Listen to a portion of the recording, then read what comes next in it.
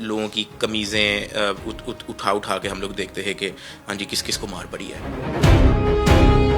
Checking करते हैं घंटा लगा के, आपके बाल देखते हैं कि कान के अंदर देखते हैं, आपकी नाक के अंदर देखते हैं, आपके मुंह के अंदर ऐसे आपके लिप्स ऊपर करके ज़ुबान निकाल के ज़ुबान ऊपर नीचे करके इवन आपकी के अंदर देखते हैं।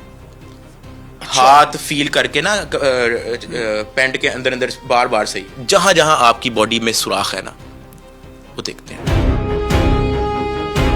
एक इंचार्ज गुजरा 15-20 मिनट के बाद गुजरा, मैंने उसको बात दी, मैंने कहा सर बात सुनना। तो कहता हाँ जी। मैंने कहा यार वो सामने बॉटल पड़ी है खाली, वो मुझे पकड़ा दें। उसने पकड़ा दी, कैप ही लगा हुआ था उस पर। बॉटल मैंने पकड़ी, वॉशरूम की टूटी से पानी भरा, कैप बंद किया। शदीद गर्मी थी। अब ये वक्त आ गया, बारिशें भी ख़त्म हो गई हैं, कूलर के बगैर आप नहीं रह सकते। शुक्र है मान टाइम बारिशें थी तो थोड़ा बंदे का गुजारा हो जाता था। ये बारिशें ख़त्म हो गई हैं, शदीद पसीना, मतलब दिल ही नहीं करता। पंखा तो था लेकिन उसकी हाइट बहुत ऊंची थी, वो उन्होंने इसलिए की हुई थी ताकि कोई सुसाइड ना कर ले। मैंने अपनी कमीज़ उतारी, कमीज़ उतार के ना मैंने अंदर बॉटल डाली, उसको लपेटा, सर के नीचे रख के सो गया। मैं 2 दिन ऐसे ही सोया। रिश्वत कितनी ली गई और डिमांड कैसे करते थे और किस तरीके से इनको पेश की गई? सबसे पहले जब ये चुपेरे गालियाँ वालियाँ ये देते इसलिए थे ताकि जो है हम लोग इनके पैर पढ़ लें और इनको कहें कि जी हमें बताएं अब क्या करना है, आप जैसे कहेंगे वैसे हो जाएगा। ये लोग ना एजेंसियों के नाम लेते हैं, कहते हैं कि ISI वाला मैटर है आपका MI का मैटर है। आपने मेरे USDT ले लिए सारे, आपने मेरी फैमिली में से एक बंदे का बैंक अकाउंट नहीं छोड़ा। मैं आपको 7-8 करोड़ रुपया कैसे दे दूं? और डिमांड 7-8 करोड़ ही है। शुरू यहाँ से हुआ था। अच्छा ये स्टार्ट है? ये स्टार्ट हुआ 7-8 करोड़ से शुरू हुआ था। देखिए इस दौरान मेरी आपकी वालदा से और आपकी अहलिया से बात हुई फ़ोन पे, तो मुझे उन्होंने ये बात बताई कि वो हमसे पैसों की डिमांड तो करते हैं लेकिन ना वो बड़े दबे लफ्ज़ों में करते हैं और हमें कहते हैं मोबाइल अपना छोड़ के आओ, मोबाइल बाहर रख कर आओ। ये मेरी आपकी वालदा से भी बात हुई और आपकी अहलिया से भी बात हुई। तो फिर ये किस तरीके से डील डन हुई, कितने पैसे दिए गए, कितने मंगवाए गए? अब जब इनको ये पता लग गया है ना कि मैं बड़ा ढीठू, मैं तो 1 टका नहीं निकाल रहा, इन्होंने ना क्या किया, इन्होंने ना मेरी फैमिली को बुला के ना उनको थ्रेट्स देना शुरू कर दिए। अम्मा आती ही, अरूब आती ही, ज़िया आता, उनके सामने ना इस तरह की बातें उन्होंने शुरू कर देनी कि जी हम जज भी हम हैं, वकील भी हम हैं, ठीक है। फिर वो व्हाट्सएप पे जज की लिस्ट दिखाते हैं कि ये देखें हमारी इस जज से ताल्लुकात है, इस जज से ताल्लुकात है। फिर वो कहते थे कि मैं तेरी हाई कोर्ट तक बेल रोक देनी है। मेरे घर वालों के सामने कहते हैं कि तेरी हाई कोर्ट तक बेल मैंने रोकनी है। ये सरफराज चौधरी साहब दिखा रहे थे जजेस की लिस्ट, ठीक है। अब वो जजेस की लिस्ट जब दिखा रहे हैं ना, उस दौरान जो है ना मेरी वाइफ प्री अरेस्ट बेल करवा चुकी थी, क्योंकि 1 दिन पहले उनकी तफ्तीश हुई थी सारी, तो उन्होंने लॉयर से डिस्कस किया होगा, उन्होंने कहा था प्री अरेस्ट बेल करवा लें। वो जजेस की लिस्ट दिखा रहा है तो कहता कि जितोई साहब आपने प्री अरेस्ट बेल करवा ली है? तो कहती जी। तो कहता आप करवाएं, जितनी मर्जी बेलें करवाएं, 5 रुपये का एक नया सफ़ा आता है, उस पर एक नई FIR दर्ज होगी और हमने आपको उस पर पकड़ लेना है। 1-2 दिन के बाद जो मेरी फैमिली मेरे से मिलने आती है, जो सरफराज चौधरी साहब है, उनका रवैया आप ऐसा समझें कि काश कोई रिकॉर्डिंग इस तरह की होती कि पहले उनका क्या रवैया था और अब उनका क्या रवैया है। बिल्कुल एक अलग ही शक्ल, कोई ब्लैकमेलिंग, अच्छा कोई ब्लैकमेलिंग कोई चुपेड़े नहीं, कोई थ्रेटनिंग नहीं, कोई इस तरह की धमकियां नहीं। जी अरूब जितोई साहिबा आपकी क्लीन चिट है, आप मेरी बहन है, मेरी बेटी है, आपको मैं क्लीन चिट देता हूँ, ठीक है। वहाँ से मुझे आइडिया हो गया कि इसको पैसे पहुँच गए। 60 लाख रुपए में सिर्फ अब आपकी अहलिया भाई? हाँ जी, राइट, ठीक है। अब आपका मुद्दा 23 दिन का रिमांड हुआ है ना। 23 दिन के रिमांड के बाद ये कहते कि हम इसको जुडिशल करने का 50 लाख मांगा, 30 लाख पे आ गए थे। जेल भिजवाने का भी 30 लाख? जेल भिजवाने के भी मेरे से 30 लाख रुपए वो डिमांड कर रहे हैं। मैंने एज इट इज अपने दोस्त को मना कर दिया, बिल्कुल बुलशिट बातें कर रही है, ठीक है, कि जुडिशल होने का। फिर तो ये कहेंगे कि जी हम आपको फायर ना मारने के इतने पैसे लेंगे, तो इस तरह की बातों पे आ जाएंगे। मेरे घर वालों ने कि और कोई काम खराब ना हो, उन्होंने वो 30 लाख उनको दे दिए, उनको पहुंचा दिया ऑफिसर्स को, ठीक है। ये टोटल 90 लाख हो गए। टोटल 90 लाख रुपया ये एज इट इज जो है ये NCCI के ऑफिसर्स को गई है। वो शख्स जो बार बार इनके पास आ रहा था वो मिलिट्री इंटेलिजेंस का एहलकार था। इन्वेस्टिगेशन के लिए ही बैठा हुआ था, तो वो सरफराज चौधरी साहब अचानक आए रूम में, तो उन्होंने देखा सिगरेट थी उनके हाथ में, कहते है मुंडाई। तो बाकी लोग कहते कि हाँ जी, कहता है इसको ले आओ मेरे ऑफिस ना। हद करी उन्होंने मुझे बना दी। मैं खड़ा हुआ था, बाकी वहाँ पे और भी ऑफिसर्स थे, तो उन्होंने कहा कि हाँ तुम कौन से जुए की एप्लीकेशन के कंट्री हेड हो? मैंने कहा सर मैं किसी जुए की एप्लीकेशन का कंट्री हेड नहीं हूँ। कोई मैं बात कर ही रहा होता हूँ तो वो गालियाँ देना शुरू कर देते, माँ बहन की गंदी गालियाँ देते। हाँ जी। तो वो तो इंटरव्यूज में बैठ के मेरे वतन अजीज के साहिबान, ऐसा लगता था कि मार्शल लॉ लगा देंगे वो।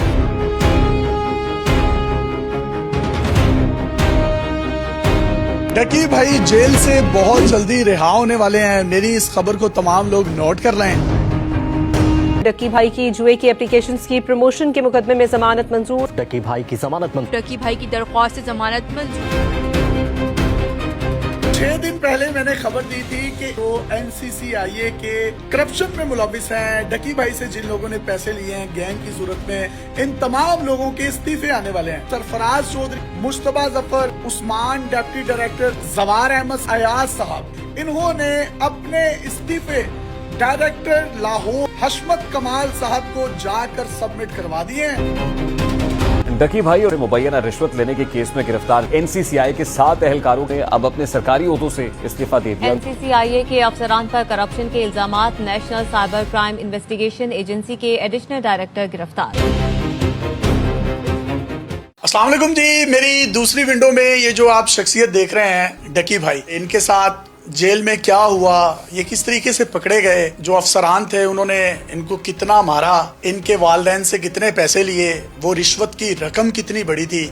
और बहुत से लोग डकी से जब ये कोर्ट में जाते हैं सवालात करते हैं तो डकी बिल्कुल खामोश रहता है और शायद लोग समझते हैं कि ये मेंटली स्टेबल नहीं है या ये बिल्कुल गुमसुम हो गया हुआ है। डकी भाई, ये किस तरीके से ये सारा मामला हुआ और आपको गिरफ्तार एयरपोर्ट से किया गया था? आप कहीं जा रहे थे या पाकिस्तान लैंड किया था? हम लोगों को मलेशिया से आया हुआ था इनविटेशन एक इवेंट का। मेरे पास रिटर्न टिकट भी है, कंफर्म रिटर्न टिकट, क्योंकि आपको तो पता है मेरे पे तो इल्जाम ही लगा था ना कि मैं मुल्क छोड़ के भाग रहा हूँ। किस स्टेट को जाना था आपने? ये मैंने जाना है 16 अगस्त, जिस दिन मैं गिरफ्तार हुआ उसी टाइम की हमारी फ्लाइट थी ना। और वापसी कब की थी? वापसी थी हमारी 21 या 22 की अगस्त। मतलब आपने 7 दिन बाद वापस आ? मैंने 6 दिन बाद 5-6 दिन बाद वापसी थी हमारी।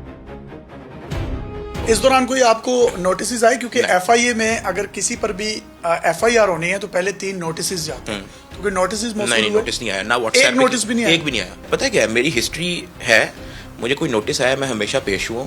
मैंने कभी किसी इदारे को इग्नोर नहीं किया अगर वो बुलाता है। तो इसका मतलब है कि कानूनी कार्रवाई पूरी नहीं की गई, तो फिर तो आपकी गिरफ्तारी भी गैर कानूनी थी। FIA तो इस तरीके से गिरफ्तार ही नहीं कर सकता या NCCI गिरफ्तार ही नहीं कर सकता। क्योंकि ये ज़्यादा टेक्निकलिटी समझता नहीं हूँ। ऑल आई नो इज़ कि मुझे नोटिस कोई नहीं मिला। जो इमिग्रेशन पे ऑफिसर था उसने मुझे पूछा कि यार आप पे कोई FIR है। अब जब उसने मेरे से ये पूछा ना, मेरे माइंड में ना एक FIR आना शुरू हो गई जो मेरे पे मोटरवे पे हुई थी। वो जो आप ड्राइव कर रहे थे, ड्राइव वाली, वो केयरलेस ड्राइविंग की एक FIR थी। मेरे माइंड में वो आना शुरू हो गई। मैंने कहा यार एक मोटरवे की FIR है। कहते नहीं कुछ साइबर क्राइम का आपका इशू है। मैंने कहा नहीं, मेरे नॉलेज में तो नहीं ऐसा कुछ। तो उन्होंने कहा कि अच्छा आप आ जाइए हमारे साथ। इवन उन्होंने मेरी वाइफ को इशारा करके कहा था कि अगर आप जाना चाह रही हैं तो आप जा सकती हैं। वो स्टॉप लिस्ट में नहीं थी। अब क्योंकि मेरे माइंड में यही था कि यार कोई मोटरवे की FIR थी हुई, ठीक है, तो शायद हो सकता है उसी की कोई इंक्वायरी हो। मैंने वही जो मोटरवे के FIR में जिन लोगों से कंसल्ट किया है, एक आधा मैसेज मैंने उनको कर दिया। साथ मैंने उनसे पूछ लिया कि यार हम लोग फ्लाई कर सकेंगे, अभी हमें किस लिए बैठाया गया है? तो कहती कि नहीं, मेरे ख्याल से आप फ्लाई नहीं कर सकेंगे। फिर मैंने ज़िया को मैसेज कर दिया कि यार वो एक इशू हो गया। हाँ, तो मैंने उसको मैसेज कर दिया कि यार हम लोग ना एयरपोर्ट पे ही हैं, हमें फ्लाई नहीं करने दे रहे, तो आप ना आ जाओ वापस। हमें ड्रॉप करके आया था एयरपोर्ट। मैंने कहा यार आप वापस आ जाओ, हमें पिक कर लेना। हमें लगा हम शायद 5-10 मिनट शायद हमें बस फ्लाई नहीं करने देंगे और हम घर जा सकेंगे, हमें ये लगा। इमिग्रेशन ऑफिसर से मैंने पूछा कि मैंने कहा यार मुझे थोड़ा सा इशू बता सकते हो आपके पास अगर कोई डिटेल है? तो कहता है कि यार आपकी कोई इंक्वायरी है, FIR भी नहीं, ठीक है। कहता है आपकी कोई इंक्वायरी है साइबर क्राइम में लगी हुई, किस बारे में ये हमें नहीं पता। हमसे फ़ोन वगैरह ले लिया, मेरे से और मेरी वाइफ से फ़ोन ले लिया। तो कहते हैं कि इसको एयरप्लेन मोड पे लगा के हमें मोबाइल फ़ोन देते हैं। अब हमारा कॉन्टैक्ट भी ख़त्म हो गया। शुक्र है मैं लोकेशन इसको ज़िया को भेज चुका था। एक मोबाइल जब्त हो गए दोनों के। खैर वो ले गए, मुझे हथकड़ी बनाई और उन्होंने कहा कि यार मैं आ जाती हूँ साथ तुम्हारे। मैंने कहा नहीं तुम ना घर जाओ। आप पर FIR नहीं हुई थी और आप अभी FIR नहीं हुई थी, कर लिया गया, हथकड़ी अभी मेरे पे FIR नहीं थी, ठीक है, और हथकड़ी लगा दी गई। हाँ जी, मैंने रूप को कहा तुम जाओ घर, ठीक है, और इन्फॉर्म कर दो लोगों को कि इस तरह से हुआ है। लेकिन इधर तो खबरें ये चलवा दी गई कि डकी जो है हाँ जी मुल्क से बैरून मुल्क फरार हो रहा था। हाँ जी, और उसको जो है वो गिरफ्तार कर लिया गया भागते वक्त। और आप बता रहे हैं कि रिटर्न टिकट्स भी हैं और ये स्क्रीन पर भी लोग देख सकते हैं। अब कि 16 को जाना था और ये 22 या 3 की रिटर्न टिकट भी आप अपनी स्क्रीन पर देख सकते हैं। जब मैं वहाँ पहुंचा NCCI ऑफिस, वहाँ पे कुछ ऑफिसर्स थे, एक उनके पास ब्लैंक पेपर था, उन्होंने मेरा बयान लिखना शुरू कर दिया। वहाँ पे उन्होंने मेरे से एप्लीकेशन प्रमोशन के बारे में पूछा, तब मुझे पता लगा कि ये इस मामले में इंक्वायरी है। जो भी वो मेरे से क्वेश्चन कर रहे थे रिगार्डिंग किससे आपकी बातचीत है, अच्छा ये प्रमोशन की कौन सी चैट है, मैंने इनको सारा ऑन द स्पॉट मैंने खोल के दिया। मैंने कहा यार इस बंदे से भी बात है, ये मेरी ईमेल है कि तो अपना यूट्यूब चैनल का पासवर्ड, ईमेल पासवर्ड उन्होंने ले लिया। मैंने कहा ये मेरा ईमेल पासवर्ड है, ठीक है। क्यों ले लिया? अब क्योंकि मैं तो आपको शुरू में बताया ना, मैं कोऑपरेटिव होना चाहता हूँ इदारे के साथ, वरना कहीं वो ये ना सोचे कि मैं कुछ छुपा रहा हूँ। मैंने इवन वो दोनों मोबाइल के पासवर्ड उनको दे दिए, एक मोबाइल किस पर्पस का है, दूसरा मोबाइल किस पर्पस का है, तीसरा मोबाइल मेरे पास क्यों है वो भी उनको बताया। मैंने कहा ये आप इसे चला के देखें, ये चलता नहीं है लेकिन इस पर डाटा है, आप अपनी मर्जी से जैसे मर्जी इसको खोल के रिकवर जैसे आपने करना कर लें। मेरा 23 दिन की रिमांड के दौरान जितनी इंक्वायरी हुई है ना, आप कह लो कि ये कोई 1-1.5 घंटे के अंदर मेरी ये सारी इन्वेस्टिगेशन हो सकती है इंस्टेड ऑफ 23 डेज। मतलब इतनी जल्दी मैंने चीज़ें सब कुछ दे दी थी। सिर्फ उसका मेन पर्पस ये था कि इनके माइंड में कोई क्वेश्चन ना हो कि मैं कुछ छुपा रहा हूँ। अब ये बार बार जब आपको कोर्ट में पेश करते थे, हाँ जी, जज साहब आपको 3 दिन का, 4 दिन का, 5 दिन का रिमांड दे देते थे, और रिमांड बढ़ते बढ़ते वो तकरीबन महीने के करीब चला गया।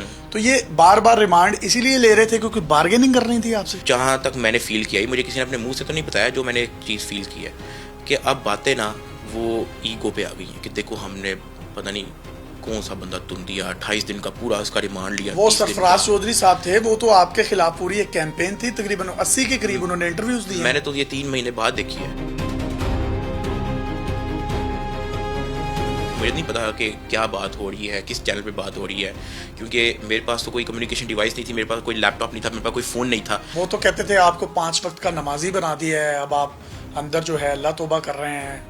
तो मैं चाहता हूं कि उस बंदे ने आपके अगेंस्ट कुछ उसने जो किया है आप अपनी जुबानी बताएं ताकि पाकिस्तानियों को भी पता चले कि क्या ज्यादती हुई है आपसे। सरफराज चौधरी साहब से मेरी मुलाकात हुई थी जब मैं पहले दिन रिमांड से वापस आया था। 2 दिन का रिमांड हो चुका था फर्स्ट टाइम। मेरी FIR उस टाइम कटी थी, गिरफ्तारी के पहुंचने के NCCI पहुंचने के बाद तब मेरी FIR कटी थी। उससे नेक्स्ट डे ना आप कह लो कि मैं इधर इन्वेस्टिगेशन के लिए ही बैठा हुआ था, तो वो सरफराज चौधरी साहब अचानक आए रूम में, तो उन्होंने देखा सिगरेट थी उनके हाथ में, कहते है मुंडाई, तो बाकी लोग कहते कि हाँ जी, कहता है इसको ले आओ मेरे ऑफिस ना, हाथ करी उन्होंने मुझे बना दी। मैं खड़ा हुआ था, बाकी वहाँ पे और भी ऑफिसर्स थे, तो उन्होंने कहा कि हाँ तुम कौन से जुए की एप्लीकेशन के कंट्री हेड हो। मैंने कहा सर मैं किसी जुए की एप्लीकेशन का कंट्री हेड नहीं हूँ। अभी मैं बात कर ही रहा होता हूँ तो वो गालियाँ देना शुरू कर देते माँ बहन, गंदी गालियाँ देते। हाँ जी। तो वो तो इंटरव्यूज में बैठ के मेरे बच्चे अजीज के साहिबान, ऐसा लगता था कि मार्शल लगा देंगे। वो जो लोग रोस्ट करते हैं, जो मेरी सोसाइटी को गलाजत सिखाते हैं, जो गंदी गालियां सिखाते हैं, फिर उनके कोलो फेल में इसका मतलब ये तुजाद था जो वो इंटरव्यूज दे रहे थे, वो इंटायरली 180 डिग्री पर झूठ बोल रहे थे आवाम के। माँ बहन की गालियाँ ऑब्वियसली मैं यहाँ पे रिपीट तो नहीं कर सकता। For why? For no reason, genuinely no reason, just to show कि देखो मैं कोई बड़ी चीज़ हूँ और अब आपको मेरा हुक्म मानना है, समथिंग लाइक दैट। जो आगे होता रहा वो यही था बस। एक पॉइंट पे उसने मुझे चुपेर मारी, बहुत जोर की। कुछ पूछता भी था तो मैं नहीं था बोलता, मुझे लगा कि मेरे बोलने की वजह से उससे चुपेरे मारी है। मैं मुंह नीचे करके बैठ गया, ठीक है, फिर कहता कि मुंह पर कर, ठीक है। मैं जब मुंह पर किया उसने फिर एक और चुपेर मारी। इवन आपने शायद एक पॉडकास्ट देखा होगा, मैं हल्फन कहता हूँ कि मेरे एक भी ऑफिसर ने इस पे हाथ नहीं उठाया। फिर वो हलफ सही ले रहा ना कि ऑफिसर ने नहीं उठाया, उनके ऑफिसर ने नहीं उठाया, उन्होंने अपनी बात नहीं थी इसमें। मैं भी कुरान पे हाथ रख के कह सकता हूँ कि मेरे टीम के किसी बंदे ने इसको नहीं मारा। जब मैंने खुद ही मारा है तो मैं अपनी तो बात ही नहीं कर रहा। अब वो चुपेरे मारी जा रहा है, मैंने काउंट भी नहीं की उसने कितनी मारी हैं। एस्टिमेटेड मेरे ख्याल से 8-10 पहुंच गई थी। 8-10 चुपेड़े? एस्टिमेटेड इतनी थी, और से हाथ भी उसका बहुत मोटा था और बड़ा था, मुंह भी बहुत बड़ा तो उसको शायद पता नहीं, शायद अभी तक मज़ा नहीं आया मार कुटाई करके या गालियाँ दे के भी, शायद अभी उसका वो भरा नहीं। तो उसने क्या किया, उसने ना एक वीडियो कॉल लगाई। वो एक कॉल बच्चे ने उठाई थी, 6-7 साल का बच्चा था। मुझे नहीं पता कि वो उनके रिश्ते में क्या लगता है, आई डोंट नो। 6-7 साल का वो बच्चा था। उन्होंने पहले पूछा कि डकी भाई को जानते हो? बच्चा कहता हाँ। तो कहता कि तुम उनके प्रोग्राम देखते हो? कहता हाँ। तो उस अपने मोबाइल से उन्होंने बैक कैमरा ऑन किया। अब उस दौरान ना उन्होंने मेरे हाथ ऊपर करवाए हुए थे और टांगे बैंड करवाई हुई थी, ठीक है। और मेरी हल्की सी भी हाथ नीचे होती ही ना, वो फिर एक और चुपेर मारते हैं। और इन्होंने एक बंदा भी मेरे पीछे खड़ा कर दिया था चुपेरे मारने के लिए, वो एक प्राइवेट मुलाजिम था, वो अंदर ही बैठता है। तो अब क्या था कि मेरे हाथ ऊपर है, टांगे बैंड है, उस वीडियो कॉल पे वो बच्चे को दिखा रही है, देखो हम क्या कर रहे हैं इसके साथ।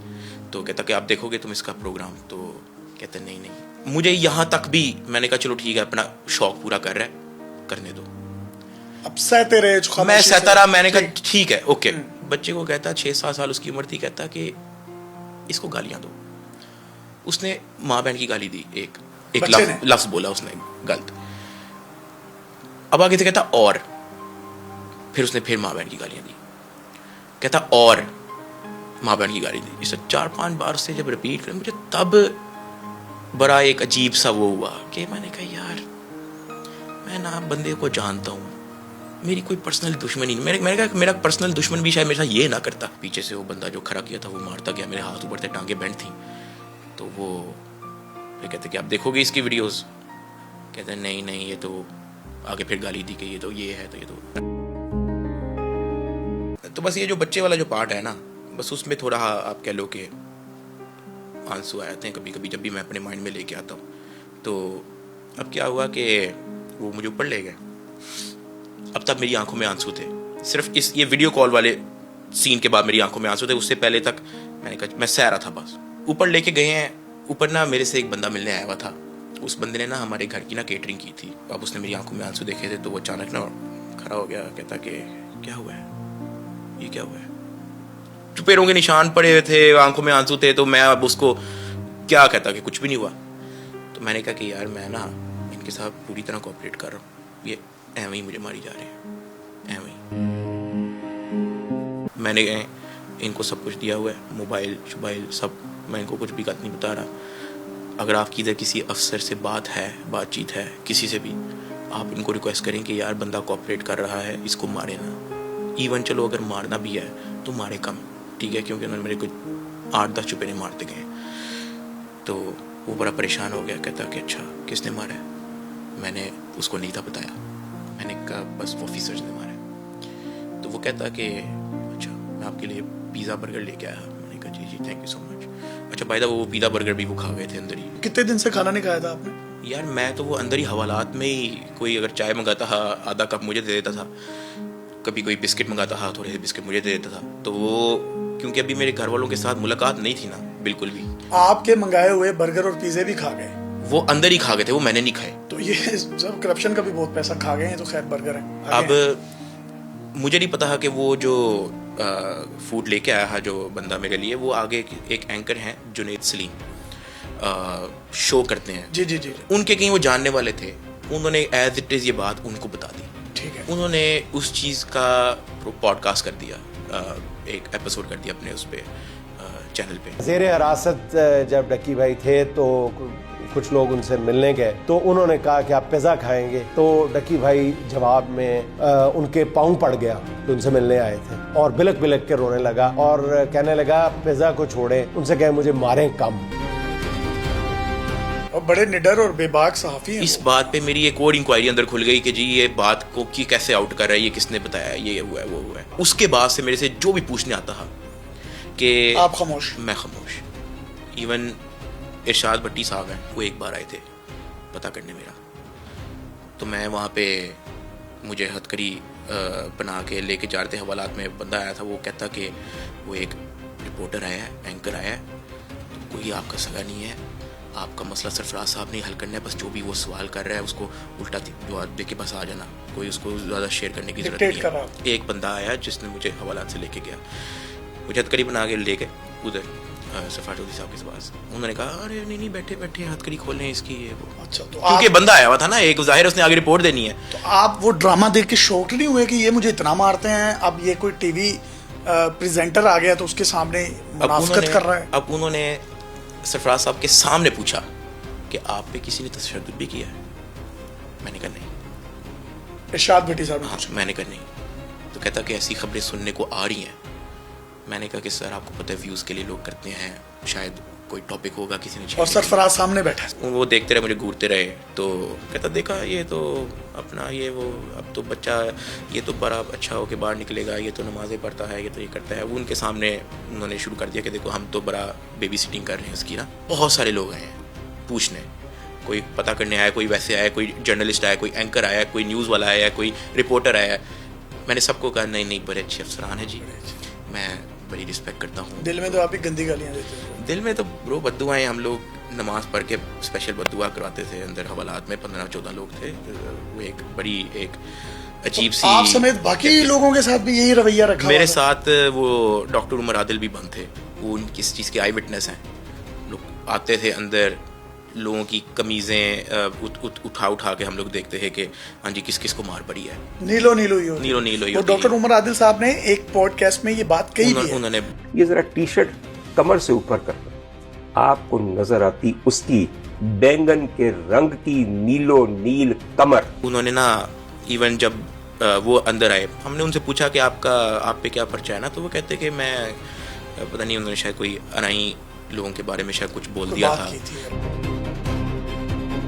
मेरा ना पेट ख़राब था। डॉक्टर ने मुझे कहा कि आपने बहुत वाटरी लाइट फूड खाना है, कोई ऑयल कोई नहीं, ठीक है, बाहर का खाना कोई नहीं, बिरयानी श्रियानी। अब मैं घर इन्फॉर्म करता था रिमांड के दौरान कि मुझे ना आप ना बस सुबह शाम ना एक सैंडविच मंगा दिया करें सबवे का, ठीक है, उसमें आपने कोई सॉस नहीं डलवानी है, सिर्फ सैलड हो, चिकन कोशिश करें मसाले वाला ना हो। मैंने ज़िया के ज़िम्मे लगा दिया भाई के कि आपने सबवे मंगा दिया करने सुबह सुबह, फूड पांडा कर दो या किसी के ज़िम्मे लगा दो, ये NCCI ऑफिस गुलबर्ग आपने पहुंचा देना है। एक बार ना सुबह खाना नहीं आया, मैंने कहा पता नहीं शायद घर वाले उन्होंने शायद माजर कर ली होगी मेरे से कि बस ठीक है, बस ये बैठे अंदर, शायद आप भेज नहीं रहे। दोपहर शाम नहीं आया, मैंने वो वहाँ पे एक गार्ड था, मैंने उसको रिक्वेस्ट की, मैंने कहा यार आप मुझे ज़रा कॉल करवा सकते हो एक, तो मैंने उसको कॉल की ज़िया को, भाई को, मैंने कहा यार आप सब पे सैंडविच भिजवा दो, मैं सुबह का कुछ नहीं खाया हुआ। तो कहता है यार आप कैसी बातें कर रहे हो, 2 सुबह मैंने भिजवाए हैं, 2 शाम को भिजवाए हैं।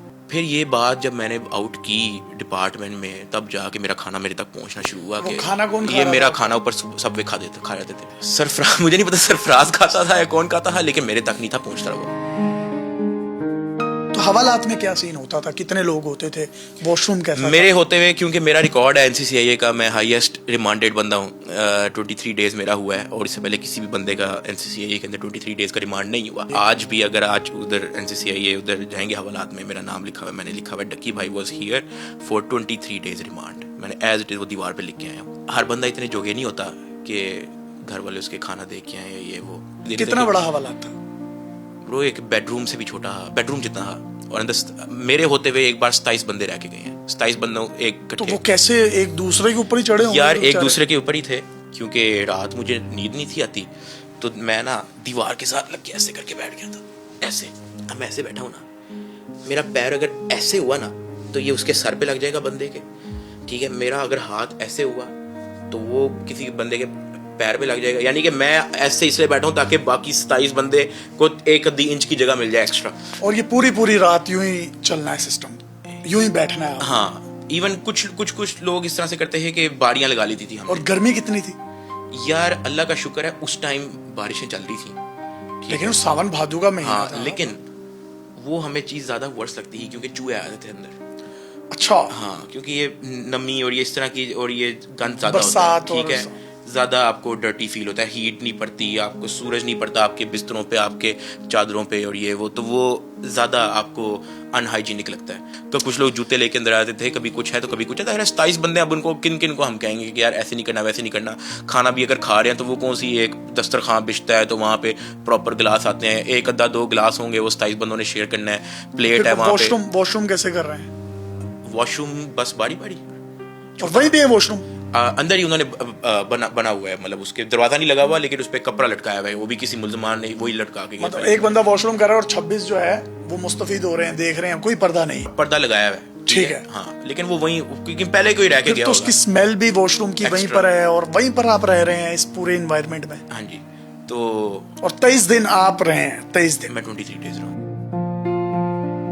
जेल में पहली रात कैसी गुजरी, पहला दिन जब इतने क्रिमिनल लोगों को देख रहे हैं, कोई मंशियात फरोश है, किसी ने 4 कत्ल किए हुए हैं, इधर एक मम्मी डैडी बच्चा है वो एंटर हुआ है पहली दफ़ा, तो वो क्या मामला था सारा बताएंगे? कितना जेल का जो भयानक? सबसे मुश्किल पार्ट है ना, वो एंट्री का है, क्योंकि जब वो आपकी चेकिंग करते हैं घंटा लगा के, आपके बाल देखते हैं, कि कान के अंदर देखते हैं, आपकी नाक के अंदर देखते हैं, आपके मुंह के अंदर ऐसे आपके लिप्स ऊपर करके, जुबान निकाल के, जुबान ऊपर नीचे करके, इवन आपकी के अंदर देखते हैं, हाथ फील करके ना, पैंट के अंदर बार से ही जहां जहां आपकी बॉडी में सुराख है ना, वो देखते हैं, ताकि कोई जेल में कोई ऐसी इलीगल चीज ना ले आए। ठीक है, तो मतलब वो हर टाइप का, देखो हर टाइप का बंदा, जहाँ हाथ जाते हैं, जहां हाथ जाता है, हर टाइप का बंदा आता है ना।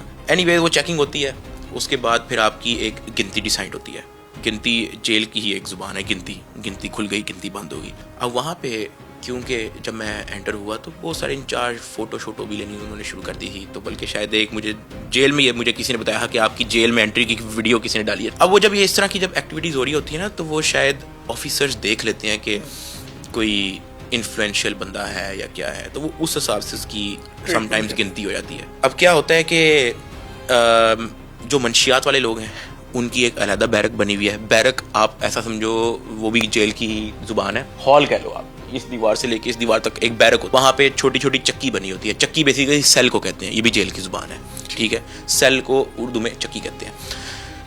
तो मेरी किस बैरक में गिनती होनी है ये डिसाइड हो रहा। तो वहाँ पे किसी ने सजेस्ट किया कि यार बड़े लोग इसको जानते हैं, ऐसे ही कोई नुकसान ना कर दे, तो इसको हिफाजती बंद करें। और हिफाजती बंद एक अलहदा सज़ा है ब्रो। वो आप अकेले आइसोलेटेड किसी से मिल नहीं सकते। मैं वहाँ पे तरला करता, मुझे खोल दो, मुझे बाहर जाने दो, मुझे वॉक करने दो। हिफाजती बंद एक अलहदा सजा है। मतलब आपका फेम ही आपको वहां पर भी लेट काम खराब कर गया। जो इंचार्ज थे वो तो आके ही कहते हैं कि नहीं आपको बहुत अच्छी वार्ड मिले। मैंने कहा यार मैंने नहीं चाहिए, मैंने बाहर कर दो। जो सेल होता है ना, आप कह लो कि कुछ 6 बड़ी टाइल्स नहीं है, उस साइज का सेल होता है एक। वॉशरूम उधर कवर्ड नहीं होता है, वॉशरूम के आगे एक छोटी सी दीवार लगी होती है, यानी कि अगर आप खड़े हुए हो तो आप नंगे हो, बाहर से जो भी आपको देखेगा आपको नंगा देखेगा पूरी तरह। अगर आप बैठे हुए हो, वॉशरूम करने के लिए बैठे हो, वो नीचे वाला वॉशरूम लगा होता है। अगर आप बैठे हुए हो तो फिर आप चेस्ट से ऊपर नंगे हो, नीचे कवर्ड हो, इतनी दीवार होती है बस उसके आगे। एक इंचार्ज गुजरा, 15-20 मिनट के बाद गुजरा, मैंने उसको आवाज़ दी, मैंने कहा सर बात सुनना। तो कहता हाँ जी। मैंने कहा यार वो सामने बॉटल पड़ी है खाली, वो मुझे पकड़ा दें। उसने पकड़ा दी, कैप ही लगा हुआ था उस पर। बॉटल मैंने पकड़ी, वॉशरूम की टूटी से पानी भरा, कैप बंद किया। शदीद गर्मी थी। अब ये वक्त आ गया, बारिश भी ख़त्म हो गई है, कूलर के बगैर आप नहीं रह सकते। शुक्र है मान टाइम बारिशें थी तो थोड़ा बंदे का गुजारा हो रहता था।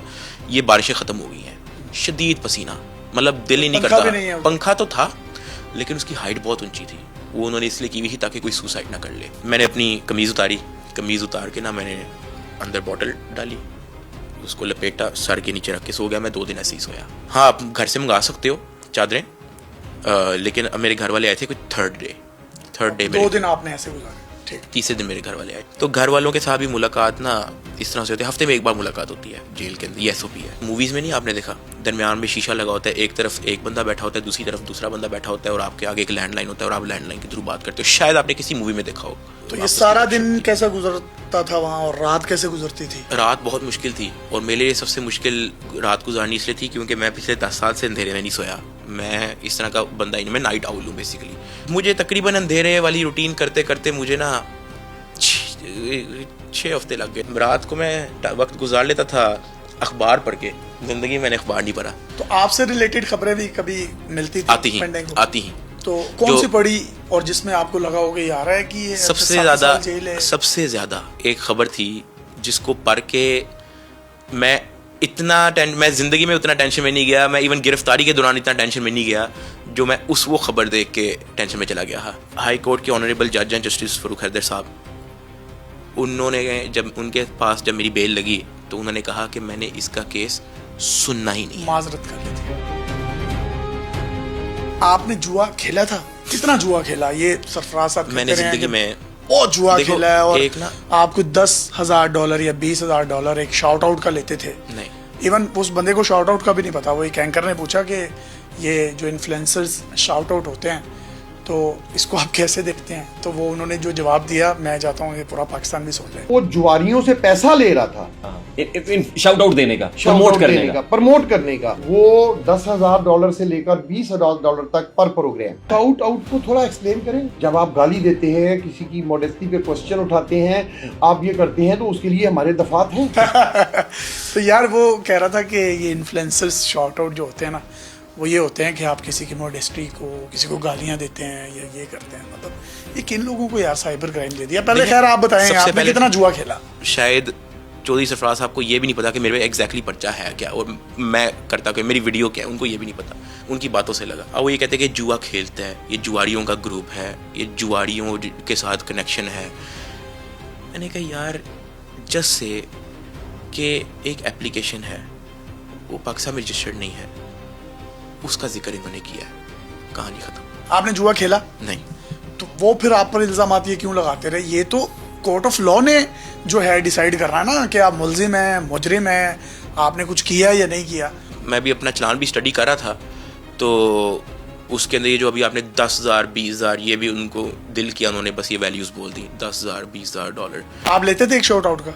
नहीं, मुझे पता है कि मैं कितना लेता था, लेकिन वो ये वैल्यू नहीं थी, वो इससे बहुत कम थी। तो वो ये क्यों कहते रहे कि एक शॉर्ट आउट का 10,000 डॉलर भी, हम भी काम करते हैं, उसकी वजह 20,000 डॉलर। आपको उसकी वजह बताऊं, 3,26,000 की आपने शायद स्टोरी सुनी हो। अब वो 3,26,000 डॉलर्स निकाल लिए थे, वो 3,26,000 को वो पूरा करना चाह रहे थे। 3,20,25,000 USDT जो कि इसके डिजिटल वॉलेट में इन्हीं जुआरियों ने इनको पैसे लगवाए हुए थे, जो इसके मुख्तलिफ प्रोग्राम्स के अगेंस्ट 10,000 डॉलर 15,000 20,000 डॉलर दिए जाते थे। ये पाकिस्तानी रुपीस में कितने करोड़ बनते हैं जो आपके अकाउंट से 3,26,000 डॉलर निकाले? 9 करोड़ 10 लाख। मुझे ये बताएं कि रिश्वत कितनी ली गई और डिमांड कैसे करते थे और किस तरीके से इनको पेश की गई? सबसे पहले जब ये चुपेरे गालियां वालियां ये देते इसलिए थे ताकि जो है हम लोग इनके पैर पढ़ लें और इनको कहें कि जी हमें बताएं अब क्या करना है, आप जैसा कहेंगे वैसे हो जाएगा। ये लोग ना एजेंसियों के नाम लेते हैं, कहते हैं कि ISI वाला मैटर है आपका MI का मैटर है आपके। मतलब ये ISI और MI का नाम क्यों ले रहे थे? ये मुझे डराने के लिए कि मैं जो हूँ ऐसा सोचूं कि बस अब मेरा निकलना मुश्किल है। मतलब ये आपको ISI या MI के कहने पे उठाया है? हाँ, और ये लोगों को भी ये इस चीज़ के जिम्मे लगाते हैं। मुझे अंदर की कोई प्राइवेट मुलाजिम, यार तुम्हें तो शायद पता ही नहीं है तुम्हारा मसला क्या है, अभी तो बड़े बड़े ऑफिसर्स तुम्हारा वो मैटर देख रहे हैं और तुम्हारा जो है ना पता नहीं कहाँ कहाँ मैटर जो है वो गया हुआ है। MI या ISI से ये नाम लेते थे कि उधर से इंस्ट्रक्शंस हैं, आपको पकड़ना है, उठाना है, डराना है या जो भी करना है। बस ये मुझे ISI MI ये कहते हैं, किसी ऑफिसर का नाम कौन कौन से? ये सारे अफसरान जितने भी NCCI के थे? प्राइवेट मुलाजिम सबसे ज़्यादा इनका रोल था, ठीक है, जो इन्हीं इन्वेस्टिगेशन ऑफिसर्स ने फ्रंट मैन रखे हुए थे पैसे पूसे बटोरने के लिए। एक बंदा था, अपना नाम आसिम बताता था, लेकिन असल में बाद में जब इन्वेस्टिगेशन हुई तो उसका पता लगा कि असल नाम उसका सलमान अजीज़ है। अब वो क्या करता था कि अक्सर मेरे पास आके, यार तुझे अपना मैटर हल करने का शौक़ नहीं है शायद? मैंने कहा समझ नहीं आई। तो कहता कि यार तेरे IO के हाथ में गेम है, IO ने जो लिख देना तेरे साथ वही होना है, किसी और ने नहीं करना। वो आपको बात डालता था माइंड में? वो बात डालता तो कहता कि आप अगर IO के साथ ताउन करोगे तो फिर आपका काम हो जाएगा। मैंने कहा मैं समझा नहीं। कहता लगता है तुझे अपना सारा पैसा जो है ना वो कब्र में लेके जाना है, पैसा फिर बना लोगे, अभी भी तो बनाया फिर बना लेना। मैंने कहा मैं समझा नहीं। कहता कि 7-8 के अंदर तेरा मसला हल है। मैंने कहा अच्छा 7-8 लाख? उसने कहा कि तू लाखों में ही नहीं। तो मैंने कहा क्या मतलब करोड़? कहता हाँ, मेरे रिसेंटली कई खर्चे आगे खर्चे 100 चीज़ें मैंने फैमिली संभालनी है, मैंने हर चीज़ मेरे माइंड में कैलकुलेट करनी शुरू कर दी। मैंने कहा बस नहीं है। अच्छा बाय द वे मेरा बैंक अकाउंट भी ब्लॉक कर चुके थे, और सिर्फ मेरा नहीं, मेरी अम्मा का, मेरे अब्बा का, जिनका रोल भी कोई नहीं है, मेरे भाई का, मेरी वाइफ का, मेरे छोटे भाई का, मेरे ग्रैंडफादर का अकाउंट ब्लॉक है। सोचो। अब ये बात उनको मैंने माइंड में डाली भी। मैंने कहा यार आपने मेरे USDT ले लिए सारे, आपने मेरी फैमिली में से एक बंदे का बैंक अकाउंट नहीं छोड़ा, मैं आपको 7-8 करोड़ रुपया कैसे दे दूं? और डिमांड 7-8 करोड़ ही है? शुरू यहाँ से हुआ था। अच्छा ये स्टार्ट है? ये स्टार्ट हुआ 7-8 करोड़ से शुरू हुआ था। जो है ऑब्वियसली इनके माइंड में आया होगा कि बंदा अगर हाथ से निकल गया, चलो 30 दिन का रिमांड ले सकते हैं ना ये, ठीक है, 30 दिन के बाद किधर मुझे पकड़ेंगे। अच्छा देखिए, इस दौरान मेरी आपकी वालदा से और आपकी अहलिया से बात हुई फ़ोन पे, तो मुझे उन्होंने ये बात बताई कि वो हमसे पैसों की डिमांड तो करते हैं, लेकिन ना वो बड़े दबे लफ्ज़ों में करते हैं और हमें कहते हैं मोबाइल अपना छोड़ के आओ, मोबाइल बाहर रख कर आओ। ये मेरी आपकी वालदा से भी बात हुई और आपकी अहलिया से भी बात हुई।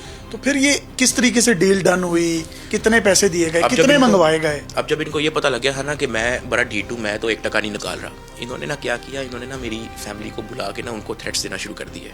अम्मा आती ही, अरूब आती ही, ज़िया आता, उनके सामने ना इस तरह की बातें उन्होंने शुरू कर देनी कि जी हम जज भी हम हैं, वकील भी हम हैं, ठीक है। फिर वो व्हाट्सएप पे जज की लिस्ट दिखाते हैं कि ये देखें हमारी इस जज से ताल्लुकात है, इस जज से ताल्लुकात है। फिर वो कहते थे कि मैं तेरी हाई कोर्ट तक बेल रोक देनी है। मेरे घर वालों के सामने कहते हैं कि तेरी हाई कोर्ट तक बेल मैंने रोकनी है। ये सरफराज चौधरी साहब दिखा रहे थे जजेस की लिस्ट, ठीक है। अब वो जजेस की लिस्ट जब दिखा रहे हैं ना, उस दौरान जो है ना मेरी वाइफ प्री अरेस्ट बेल करवा चुकी थी, क्योंकि एक दिन पहले उनकी तफ्तीश हुई थी सारी, तो उन्होंने लॉयर से डिस्कस किया होगा, उन्होंने कहा था प्री अरेस्ट बेल करवा लें। वो जजेस के लिस्ट दिखा रहा है तो कहता कि जितोई साहब आपने प्री अरेस्ट बेल करवा ली है? तो कहती जी। तो कहता आप करवाएं, जितनी मर्जी बेलें करवाएं, 5 रुपये का एक नया सफ़ा आता है, उस पर एक नई FIR दर्ज होगी और हमने आपको उस पर पकड़ लेना है। फिर वो ये कहता है कि जब आप उस FIR में अंदर होंगी तो फिर पुरानी FIR की आपकी प्री अरेस्ट बिल खारिज हो जाएगी, तो मतलब आप पे 2 FIR होंगी, आप किधर जाएंगी? ये सरफराज चौधरी ने एज इट इज मेरी माँ के सामने, आईओ भी बैठा हुआ था, मैं बैठा हुआ था, मेरी वाइफ भी बैठी हुई थी, घर वाले थे वो मुझे देख रहे कि यार हमें तो साथ ने कहा था कि मेरे से मिलने आ जाए। उनको लगा कि पता नहीं शायद अंदर ये, मैंने कहा यार मुझे बहाने से बुलाते हैं कि जी फैमिली से मुलाकात करवा देते हैं, ये है, फिर वो फैमिली को बुला के इस तरह की बातें जान के करते हैं। तो नहीं डगी भाई, ये फिर किस तरीके से ये रिश्वत वाली बात जो है ये एक फाइनल पॉइंट पर आई? क्योंकि ये लोग मेरी वाइफ को थ्रेट कर चुके थे कि हम आप पे नया पर्चा देके पकड़ लेंगे। जब मेरी पेशी होती थी ना, तो मेरे घर वाले जब कोर्ट में मिलने आते थे वो कहते हैं यार साथ दो यार, जो भी कह रहे हैं, क्या मांग रहे हैं? मैंने कहा इन्होंने 1 करोड़ रुपया सिर्फ तुम्हारे हिस्से का मांगा है, मेरी तो बात ही नहीं कर रही। अरूब को निकालने का? हाँ जी, ये मेरे दोस्त ने मुझे बताया कि ये आईओ ने मुझे बताया। मेरे दोस्त ने कहीं आगे उनसे आईओ से वापस बात की तो कहता है कि मैं 60 लाख से ऊपर नीचे नहीं लूंगा। ये आईओ कौन था? शुएब रियाज। मेरे दोस्त ने आके बताई, मैंने कहा मेरे पास 60 लाख भी नहीं है। जो मेरे पाकिस्तान में जो मामू होते हैं उन्होंने जो उनको मेरी मामा ने कंसल्ट किया कि यार ये इस तरह से है तो हमें हेल्प चाहिए, तो उन्होंने जो है ये एक बैंक से पैसे निकलवा के 60 लाख रुपीस वो मेरी फैमिली के हैंड ओवर दिए। तो फिर उसके बाद जाके वो फिर मेरे भाई ने जो है उनको दे दिए थे।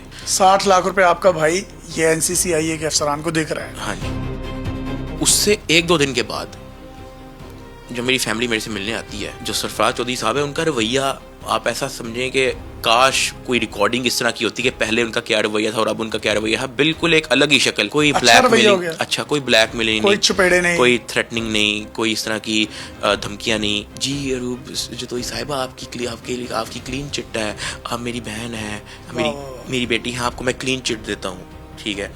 वहाँ से मुझे आइडिया हो गया कि इसको पैसे पहुँच गए। 60 लाख रुपए में सिर्फ अब आपकी अहलिया भाई? हाँ जी, राइट, ठीक है। अब आपका मुद्दा 23 दिन का रिमांड हुआ है ना, 23 दिन के रिमांड के बाद भी कहते कि हम इसको जुडिशल करने का 50 लाख मांगा, 30 लाख पे आ गए थे। मतलब जेल भिजवाने का भी 30 लाख? जेल भिजवाने के भी मेरे से 30 लाख रुपए वो डिमांड कर रहे हैं।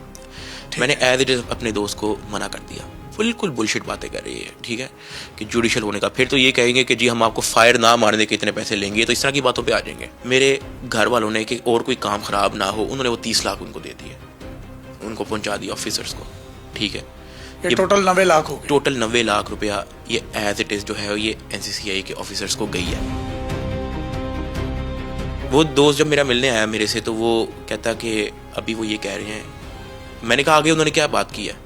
कहते वो बेल की आपकी बात ही नहीं कर रहे हैं कि हम इसकी बेल करवाएंगे। वो ये कह रहे हैं कि हमने 4 पर्चे रेडी किए हुए हैं, हम वो 4 पर्चे ना दें, उसकी आप मुझे करोड़ों में बताए उसने, ठीक है, कि हम वो 4 पर्चे एक्स्ट्रा ना दें। मैंने दोस्त को कहा, मैंने कहा जा, मतलब ये करोड़ों रुपए दें वरना वो 4 भी हो जाएंगे। मैंने कहा जा उनको कह दे दें पर्चे, ठीक है, बिल्कुल उनको ब्लॉक कर दो। ये भी बताएं आप निकले कैसे भाई, बाहर कैसे आए? मैं क्या उम्मीद की किरण थी जो नजर आई आपको? मैं जब रिमांड में था ना, एक बंदा आया, उसने मुझे देखा, उसने मुझे कहा कि यार डगी तेरे पे क्या केस है, तू किस चक्कर में पड़ गया? मैंने कहा कि मेरे पे ना ये FIR है। कहता अच्छा तो कितना रिमांड? मैंने कहा कोई 10-15 दिन का रिमांड हो गया, ये हो गया, वो हो गया। कहता अच्छा तो इन्होंने कोई तेरे से कोई पैसों की भी बात की है? मेरे लिए तो अननोन है ना, मैं नहीं जानता, ठीक है।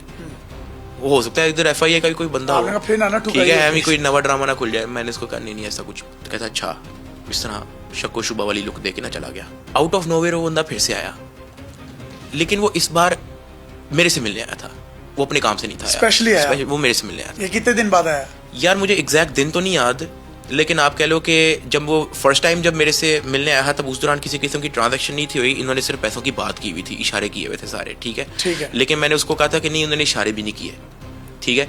अब जब दूसरी टाइम मेरे से मिलने आया, तब ट्रांजैक्शन 60 लाख वाली हो चुकी थी। कहता कि आप कहाँ तक पहुँचा तेरा मैटर ना? तो मैंने कहा कि मेरा बस ये चल रहा है, मैं इन्वेस्टिगेशन तो इनको पूरी दे दिया, मुझे नहीं पता कि मुझे क्यों नहीं जुडिशल कर रहे, रिमांड कर रहे हैं, दिस। कहते कि तो उन्होंने कोई तेरे से कोई पैसों की है बात?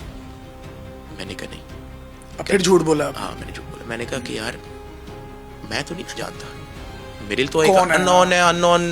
उसने कोई तारुफ भी नहीं करवाया? नहीं। आपने भी नहीं पूछा कि भाई तुम कौन हो? नहीं, अच्छा। उसने कोई तारुफ नहीं करवाया। मेरे माइंड में तो सोच ही आ रही ना कि NCCIA का ही किसी ऑफिसर का ट्राउट है, ठीक है, तो उन्हीं का कोई फ्रंटमैन होगा, हो सकता है मेरे से पूछने आया हो कि मैं किसको बात शेयर तो नहीं करता है, ऐसा कुछ। जब मुझे जज साहब ने जुडिशल कर दिया, जुडिशल होने के बाद ना ये आपको दफ्तर एक बार फिर से लेके आते हैं, आपके कागज़ रेडी होने होते हैं, ठीक है। उस दौरान ही वॉज देयर अगैन, वो सेम बंदा, लेकिन उसने मेरे से ये नहीं पूछा कि तेरे से कोई पैसे तो नहीं ले रहा। उसने डायरेक्ट मेरे से पूछा तेरे से किसने पैसे लिए हैं। तो उसको कैसे पता चला? आपने भी नहीं बताया? Don't know idea. अच्छा, कभी नहीं पूछा। फिर उसने कहा कि किसको तूने पैसे लिए हैं, कोई आगे पीछे अल्फाज, कोई क्वेश्चन इसके अलावा नहीं। तो व्हाट वाज योर रिप्लाई? मैं एक पॉइंट पे मैं शॉक पे चला गया। मैंने कहा यार ये क्या सीन है।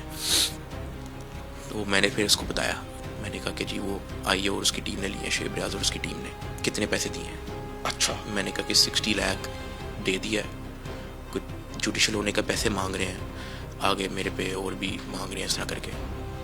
तो कहता मुझे डिटेल दे, किसने दिए हैं पैसे, कहाँ से। मैंने कैश दिया है, ट्रांजैक्शन दिया है। मैंने कहा यार मैं क्योंकि मौजूद मैं हवालात में हूँ, मुझे नहीं पता इस चीज़ का, तो लेकिन हाँ मेरी फैमिली ने पहुँचाए हैं, मेरे भाई ने पहुँचाए हैं। तो अब उन्होंने कहा कि चल ठीक है तू जेल जा, लेकिन ना अपनी फैमिली को इन्फॉर्म कर कि तेरा एक दोस्त मिलने आएगा, उनसे उनकी बात सुन ले। मेरे और ये मेरे घर वालों के अलावा किसी थर्ड पर्सन को इस बात का नहीं था पता। मुझे नहीं पता कि how he was sure, how he was 110% sure कि दिस हैपेंड। जब तीसरे दिन मेरी फैमिली मुलाकात करने आई थी ना, जब मैंने आपको बताया कि जब मैं 2 दिन तो वो बोतल नीचे रख के सोया, तीसरे दिन मेरी फैमिली मुलाकात करने आई थी जब शीशा लगा था दरमियान। उस दौरान ना जब ज़िया मेरे भाई ने जब कॉल की, कहता यार वो आपका दोस्त आया था, कहता यार वो तो कह रहा था कि मुझे सारी डिटेल दें कि आपने किस तरह कहाँ को किसको पैसे पहुँचाए हैं, ये वो, तो उसको क्यों आपने बताया। मैंने कहा यार मैंने ना नहीं बताया उसको। तो कहता कि यार अब वो कागज़ ये वो लेके आया था रजिस्टर, उसने सारा हमसे पूछा तो मैंने उसको बता दिया। मैंने कहा हाँ ठीक है।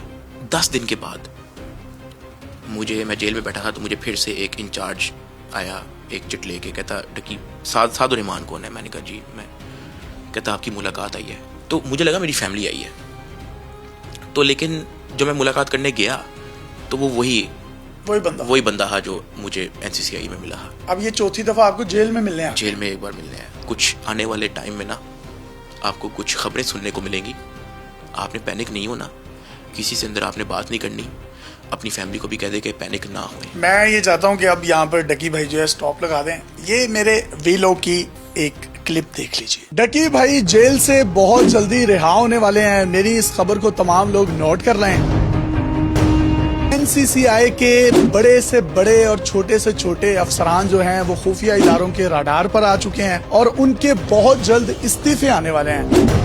ये खबर जिस दिन मेरी सच्ची होगी तो आज का आप टाइम और आज की जो डेट है उसको आप नोट कर रहे हैं। जब इस मामले पर खुफिया इदारों के सरबराहों को इल्म हुआ तो उसके बाद उन्होंने एक बैठक की जिसमें उन्होंने ये फैसला किया under the great supervision of field marshal, हमने अगर रियासत पाकिस्तान को एक state of the art technology oriented hard state बनाना है तो इसमें वो तमाम लोग जो करप्शन करते हैं उनको उससे पाक करना होगा। तो अब ये फैसला किया गया है कि NCCIA से इस नेक काम का आगाज किया जाएगा। और मेरी खबर को आप दोबारा ये सुन लीजिए कि NCCI के बड़े बड़े अफसर जो हैं उनके इस्तीफे बहुत जल्द आने को हैं और इनके खिलाफ खुफिया और तगड़ी रिपोर्ट्स जो हैं वो खुफिया इदारों ने बना ली हैं। तो ये क्लिप आपने सुन लिया है, ये रियासत पाकिस्तान की खुफिया एजेंसियों के वो अहलकार थे जिन्होंने बड़ी खामोशी के साथ ये ऑपरेशन किया।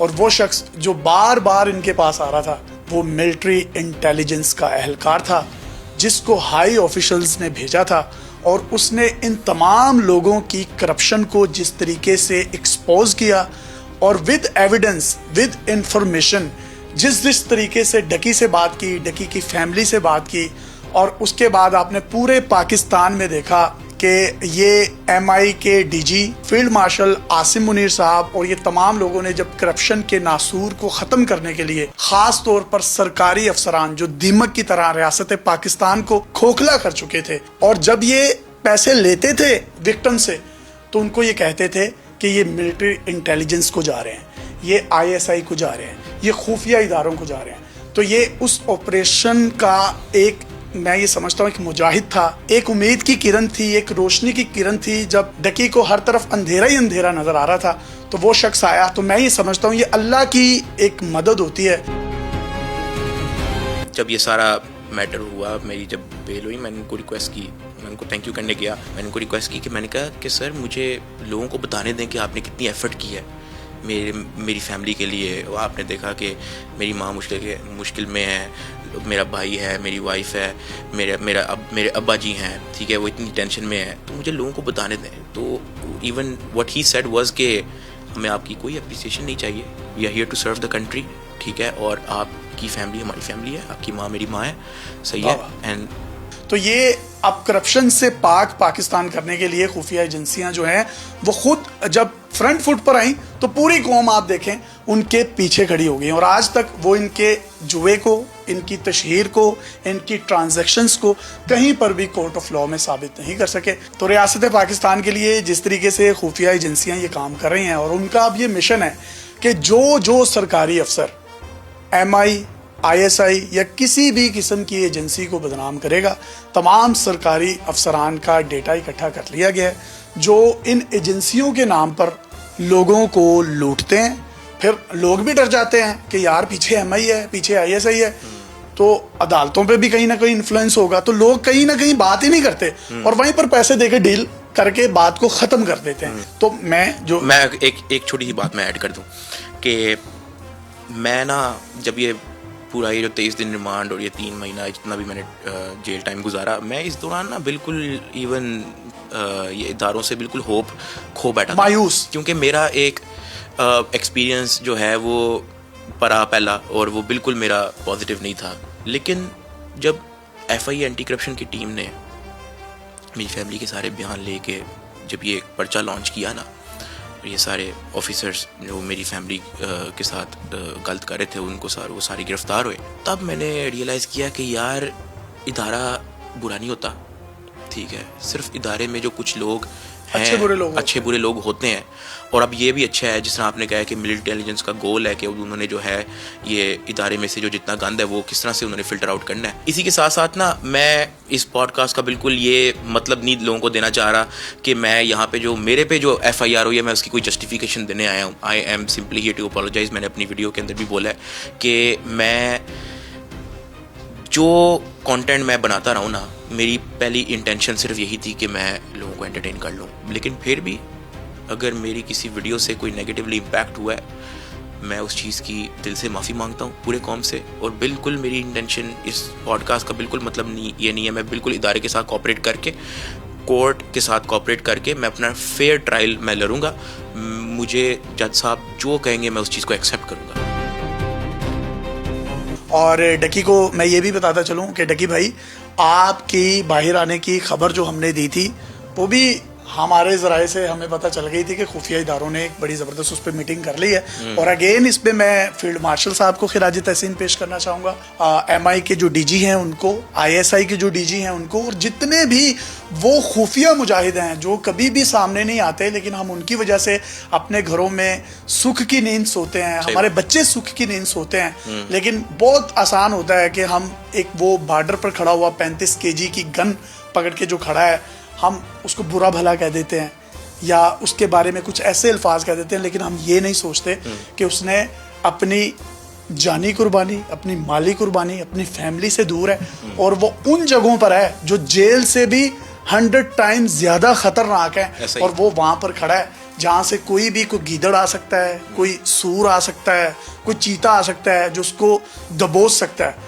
लेकिन वो मारखोर की सूरत में खड़ा है, और जिसकी वजह से पाकिस्तान फल फूल रहा है। पाकिस्तान जिंदाबाद। इजाज़त दीजिए, अल्लाह हाफ़िज़।